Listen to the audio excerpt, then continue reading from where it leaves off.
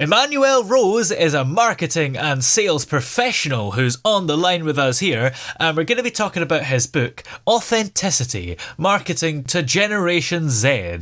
How are you doing today, Emmanuel? I'm doing really good, Toby. Thanks for taking time to chat with me. It's interesting because do you think marketing to Gen Z is particularly hard because this generation has got all sorts of things going on, and to catch their attention, it's harder? Yeah, I think there's a couple challenges that exist for most businesses. I'd say legacy businesses, right, with being run by people who are either boomers or Xers, Gen X. That we see the world in a little bit different way, and we're not quite as fascinated by the digital space, and so.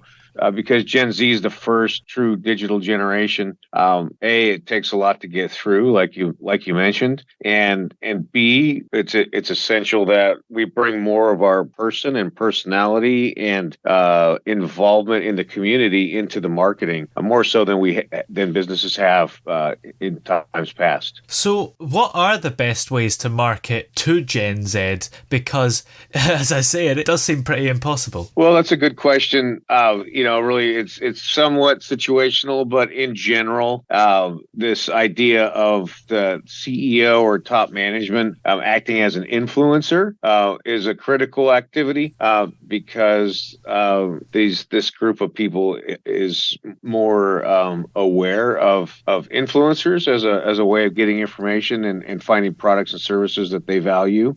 So that's one thing. But the biggest picture is just having the business be focused on a digital first marketing platform, and so that it's very mobile friendly, everything that the company's doing in their marketing, and then B, that as many and as much of the transactions as possible are happening in that mobile world as well. And I'm saying that's a big challenge for a lot of, like I said, these legacy businesses who've been cranking away for 10, 20, 30, 40 years. Sometimes the willingness to spend on the digital platforms there's a little hesitancy. Do you have to keep evolving as well? Because the best way to market things to younger people 10 years ago is probably different to how it is today. Yeah, absolutely. And the dynamism of the platforms is critical in terms of social media. And for instance, TikTok is the current hottest focus for social media platforms. But Yeah. at least in the U.S., there's talk maybe, and some states have already made TikTok illegal to use in certain situations. So there's the possibility that would get shelved, and then we'd have to move our attention to whatever the next big trend is platform wise. But that being said, the consistent part is that there's a good strong message of value, and then also that there's this idea of environmental and social consciousness and parts of the brand brought forward that are about how they're helping people in the environment and bringing equality into the world, because that's such an important focus for this generation. And is there a danger of losing some of Gen Z because many of them won't use TikTok or some of the ways that you're trying to target them? So I guess, is it kind of doing what Gen Z generally do rather than what they all do? Yeah, I think that's really the cornerstone of this, is saying, hey, it's critical to meet this group of people where they are, which is mobile, quick, hard hitting, visual, and as an influencer or as a highly conscious brand in terms of community and humans. Yeah. And is it hard to compete because there seem to be so many influencers these days?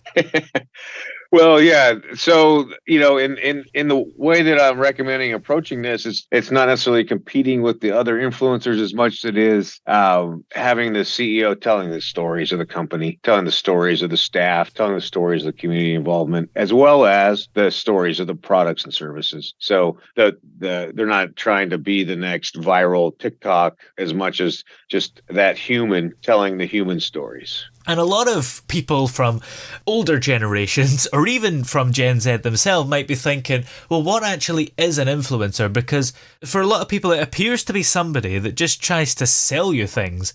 And why would you want to watch their content in the first place if that's all they're doing? Yeah, well, that's a good question too. The influencers that I like to point to, at least for that are the most well known. You've got Richard Branson and his activity as an influencer, and then of course Kylie Jenner, who is one of the youngest billionaires ever. Or sorry, Kendall Jenner, who's one of the youngest billionaires ever.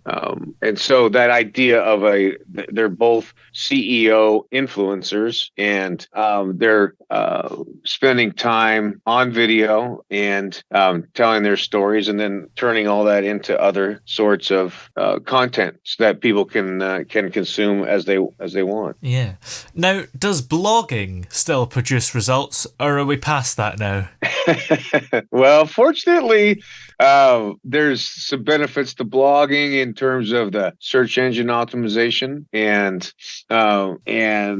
so because the websites are still important and Google is still important, I would say it's still critical, but I do see now that we're making that shift to where video and short form video by key people in an organization are the most critical activities. But the good news is that you can take any video that you create and then make that into blog posts very simply with very easy to use software. Yeah.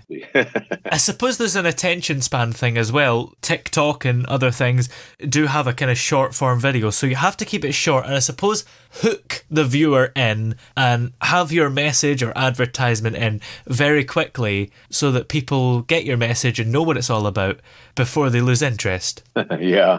And the human attention span has been getting shorter. You're right, Toby. Yeah. So, somewhere between 3 and 8 seconds per interaction. And because we do get so much content pushed on us every day, we tend to have a very thick filter. And so there's a couple of strategies around that. One is to create a humor type video. And then the other one is a more classic problem solution call to action type video. But you're right, in a very compressed time frame. And what do you think is on the horizon for marketing for Gen Z or whatever generation comes after that, which has probably already started like 13 years ago, and then all other generations for marketing? In 10 years' time, what mediums will we use to market? This is a great forecasting question. And I think that what we're seeing is that digital will continue to be critical, right? That though the internet and the mobile phone are really permanent fixtures in culture, and building up the digital presence, and then also looking at how, if you're a manufacturer, that you're retailing also. So one of the forecasts is that by 2030, 95% of retail will happen online, and so that's a huge shift that's going to happen. Even local retail will be happening online. Yeah. So it's really continue to embrace and stay on top of the digital platforms in order to capitalize on where the people are spending their money, which is on their mobile phone. Yes, and if you want to hear more information about how to market to Gen Z successfully, then your book would be a great help, and it's called Authenticity: Marketing to Generation Z. Where are we able to find it? You're able to find it on strategicadventuremarketing.com. Excellent. Well, many thanks for talking to us today. It's been great to have you on. Thank you so much, Toby. I hope you have a great day.